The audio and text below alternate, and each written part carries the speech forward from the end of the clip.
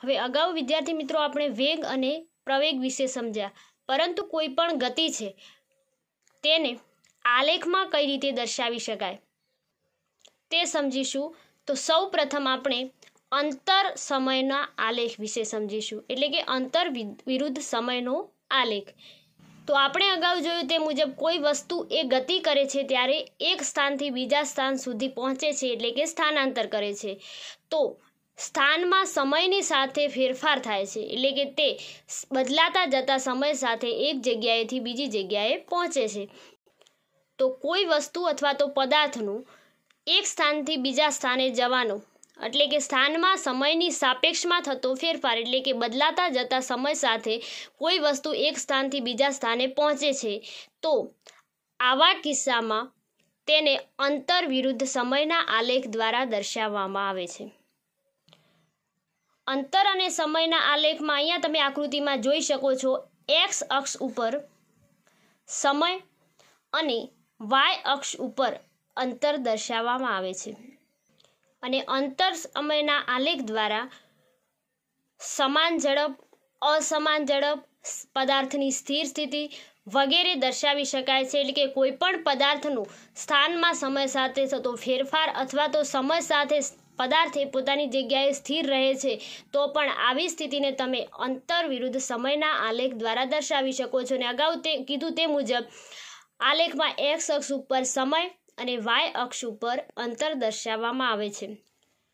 અહીં આકૃતિમાં તમે જોઈ શકો છો, એક્સ અક્ષ ઉપર સમય અને વાય અક્ષ ઉપર તમને અંતર આપેલું છે, પરંતુ એવા પદાર્થની એટલે કે એવી વસ્તુની ગતિ દર્શાવેલી છે કે જે સમય સાથે અચળ ઝડપે ગતિ કરે છે, તેના માટેનો અંતર સમયનો આલેખ તમને દર્શાવ્યો છે.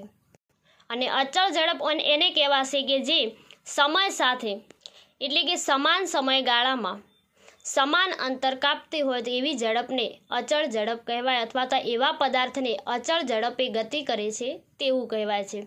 તો અહીં અચળ ઝડપ દર્શાવી છે એનો મતલબ એ થશે કે પદાર્થ એટલે કે વસ્તુએ કાપેલું અંતર એ સમય સાથે થતો જે સમયનો ફેરફાર છે તેના સમપ્રમાણમાં છે.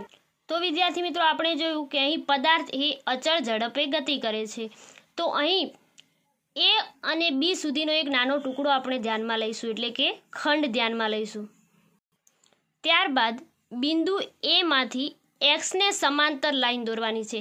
સમાંતર એક્સ અક્ષને સમાંતર લાઈન ક્યારે કહેવાશે કે જે એની ઉપર અથવા તો નીચેની સાઈડ જો સીધી રેખા હશે, કારણ કે આપણે જાણીએ છીએ કે સમાંતર રેખાઓ ક્યારેય એકબીજાને ક્રોસ કરતી નથી. ત્યારબાદ બિંદુ બીમાંથી વાય અક્ષને સમાંતર વાય અક્ષને સમાંતર રેખા દોરો. હવે આ બંને રેખાઓ એક ત્રિકોણની રચના કરે છે અને અહીં ત્રીજું બિંદુ સી નામ આપો.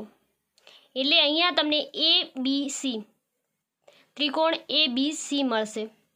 તો અહીં તમારો AC માટેનો સમયગાળો થશે T2 - T1 અને B અને C વચ્ચેનું અંતર થશે S2 - S1. હવે જો આ કિસ્સામાં વસ્તુ A થી B સુધી ગતિ કરે છે તે દરમિયાન તે T2 - T1 સમયગાળામાં S2 - S1 જેટલું અંતર કાપે છે. તો આ વસ્તુની ઝડપ એટલે કે કેટલી હશે?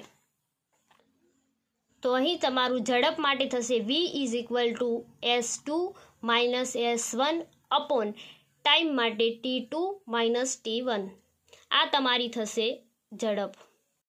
એવી જ રીતે તમને એક કાર દ્વારા નિયમિત સમયગાળામાં કપાયેલું અંતર આપેલું છે, એટલે કે કાર એ 0 સેકન્ડમાં તેનું અંતર એ મીટરમાં 0 છે, 2 સેકન્ડમાં 1 મીટર જેટલું અંતર કાપે છે.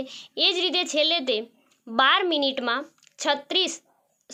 સેકન્ડમાં 36 મીટર જેટલું અંતર કાપે છે. એટલે કે અહીં તમે આ કિસ્સામાં જોશો તો કાર એ નિયમિત સમયગાળામાં નિયમિત ગતિ કરતી નથી, એટલે કે કારની ગતિ એ અનિયમિત છે. તો અહીંયા આલેખમાં પણ તમે જોઈ શકો છો કે અસમાન ગતિ કરતી કાર માટે અંતર સમયનો આલેખ